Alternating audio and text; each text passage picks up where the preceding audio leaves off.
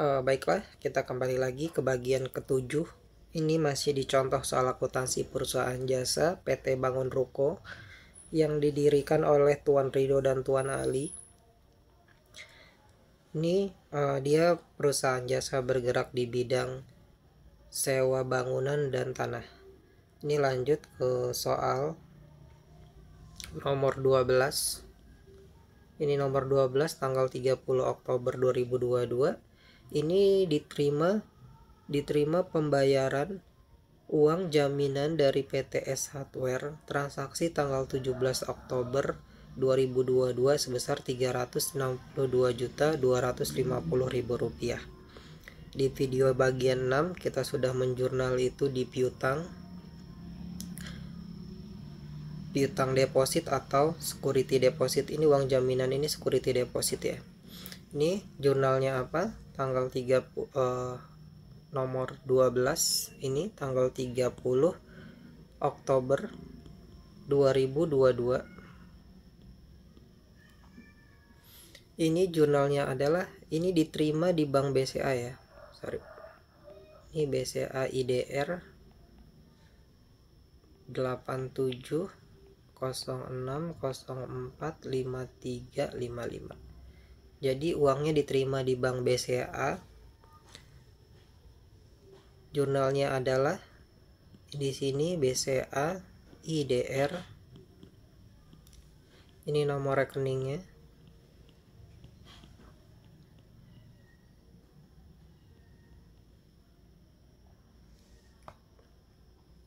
Sebesar ini 362 juta.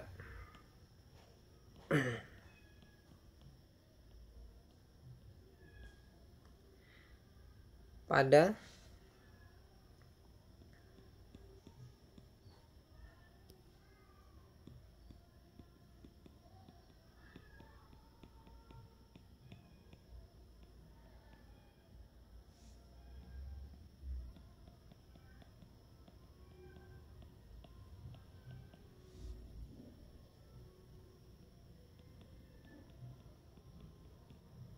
akun receivable refundable deposit.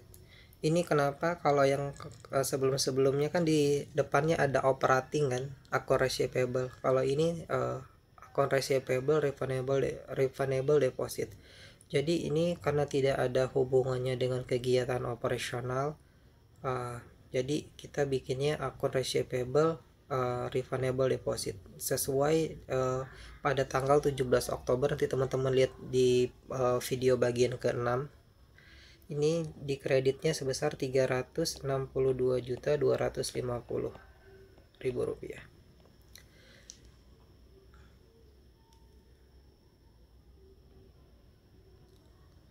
Oke. Yang sudah saya jelaskan sebelumnya, uang jaminan ini adalah sebenarnya untuk mengontrol piutang atas piutang atas sewa dan service charge.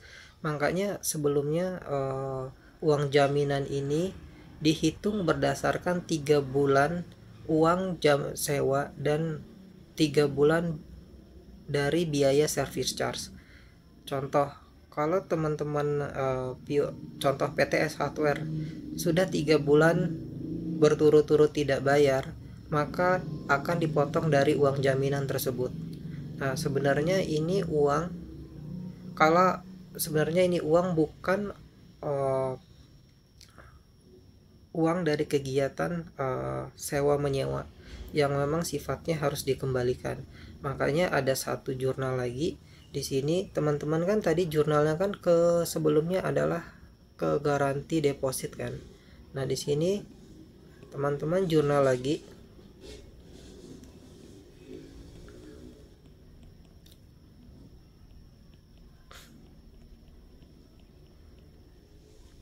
garansi deposit sebesar Rp362.250.000 atau deposit garansi. Yang tadi ini masuk di posisinya liabilities ya, atau kewajiban. Kemudian ini teman-teman jurnalnya ke cooperating account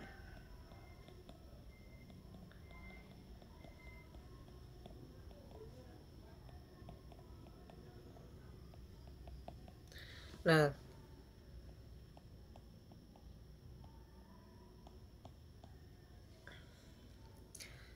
ini yang di bagian liabilities teman-teman hilangkan hutangnya, masukkan ke posisi debit. Jadi hutang dari deposit ke penyewa ini akan hilang di posisi kewajiban. Kemudian di sini ada operating account receivable atau deposit. Nah, ini nanti akan masuk ke kelompoknya harta aktiva lancar tapi posisinya minus. Kenapa di jurnal seperti ini? Yang sudah saya jelaskan, security deposit ini adalah untuk mengcover dari piutang usaha nanti yang penyewa tidak sanggup bayar. Nih, saya kasih contoh.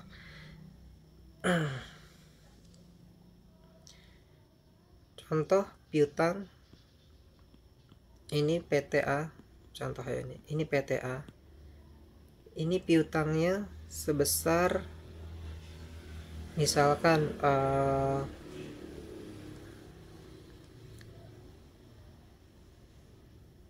262.250 misalkan. Ini di posisi aktiva. Kemudian di sini ada piutang, ini piutang deposit. Ini piutang deposit yang ini ya teman-teman. Nah, piutang deposit ini fungsinya adalah seperti ini, mengurangi misalnya piutang depositnya 200 juta. Nah, otomatis ini PTA juga ya, PTA. Ini contoh. Ini PTA ini mempunyai piutang sebesar 262.250.000 rupiah. Sedangkan piutang depositnya adalah sebesar 200 juta rupiah. Nah, ini di posisi aktiva atau harta lancar ini akan menjadi kontrol kita. Saat piutang ini sudah melebihi dari piutang deposit, maka kita akan satu, kemungkinan menghentikan tagihan. Yang kedua, kemungkinan kita akan memotong langsung dari deposit ini. Jadi piutang deposit ini adalah untuk mengcover atau mengkontrol piutang dari penyewa. Nah, ini kan sudah, kalau lihat case yang ini teman-teman, ini sudah tidak bisa tercover lagi. Lebih besar piutangnya dibandingkan piutang depositnya, dari uang depositnya dia. Jadi sehingga untuk case seperti ini nanti kita bikin satu kontrol sendiri. Jadi kita akan membandingkan piutang rentalnya dia, piutang sewanya dia dengan uang depositnya dia. Jadi misalnya contoh seperti ini, uang depositnya 262.250.000, sedangkan deposit dia 200 juta. Penyewa ini tidak membayar rental dan biaya-biaya lainnya secara terus-menerus, sehingga kita harus memotong dengan deposit tersebut. Itulah kenapa saya masukkan ini ke operating account receivable deposit. Nanti posisinya minus untuk mengurangi piutang usaha.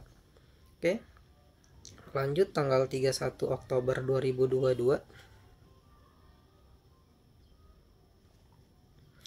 Ini nomor 13, 31 Oktober 2022. Ini dibayar transaksi tanggal 4 Oktober 2022 tahap 2 atas jasa pembangunan gedung sebesar 2.622.000.000 rupiah. Ini pada saat kita tanggal 4 Oktober kita terbitkan kita terima invoice atas jasa pembangunan gedung yang jatuh temponya tinggal 31 Oktober 2022. Teman-teman bisa lihat di video sebelumnya. Ini jadi jurnalnya adalah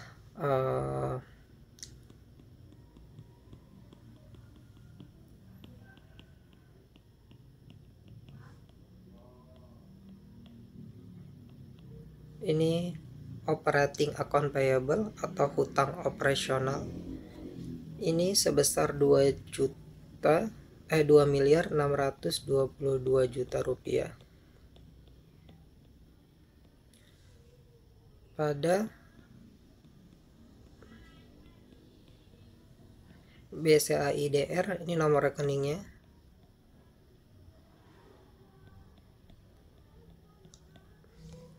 Sebesar 2.622 juta rupiah.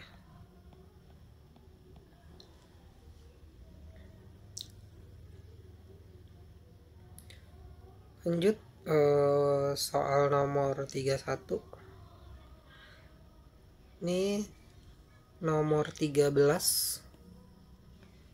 Ini 14. Ini nomor 14 nih tanggal 31 Oktober.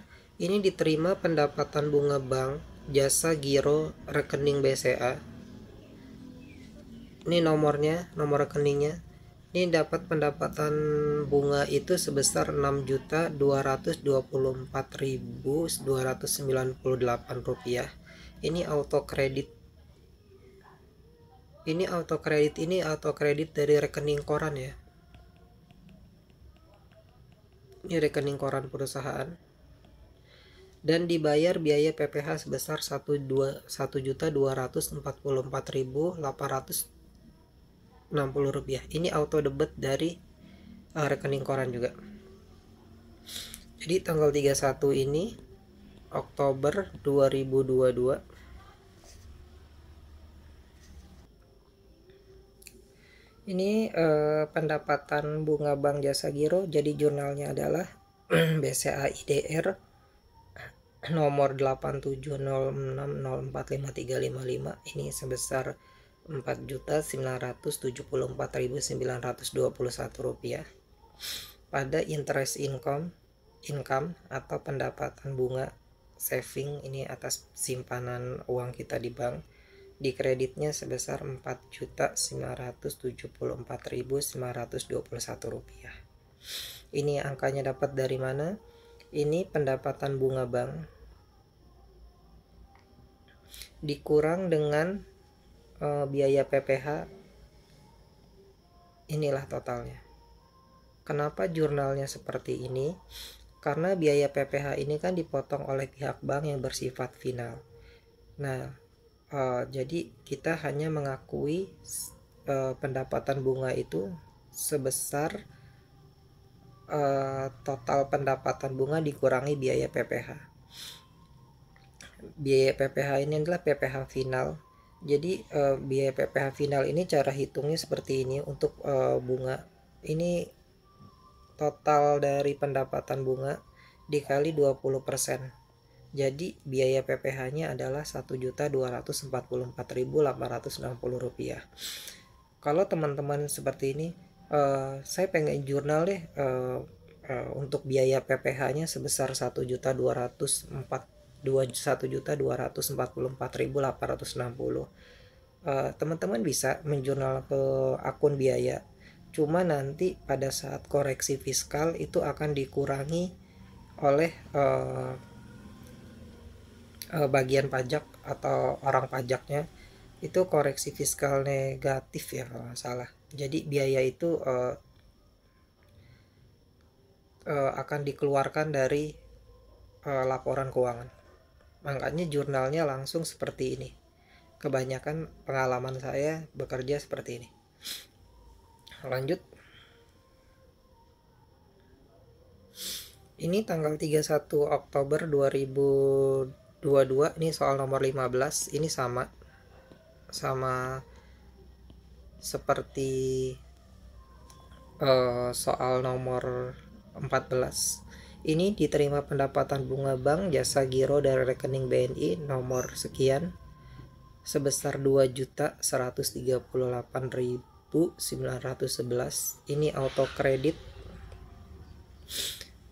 kredit ini dari rekening koran ya, saya sudah jelaskan.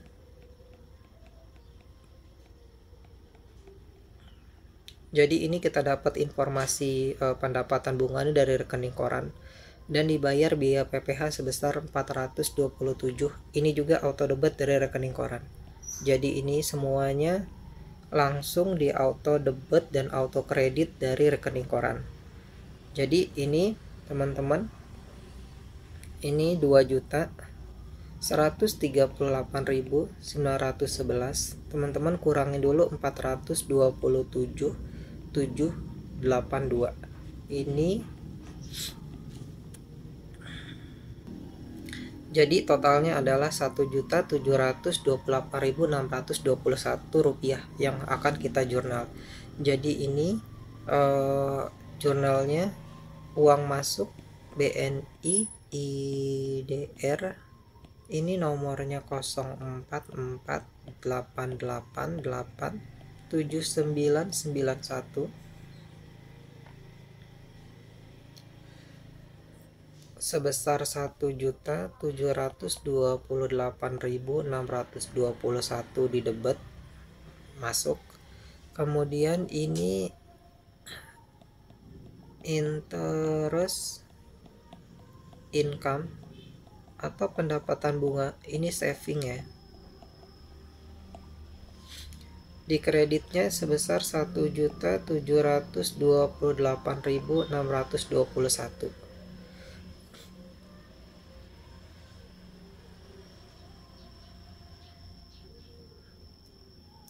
Jadi ini yang sudah saya jelaskan. Untuk pajak bunga ini bersifat final 427.782 yang langsung dipotong oleh pihak Bank BNI. Itu tarifnya adalah 20% dari total pendapatan bunga. Kalau teman-teman kali 2.138.911 dikali 20%, ini dapatnya ini.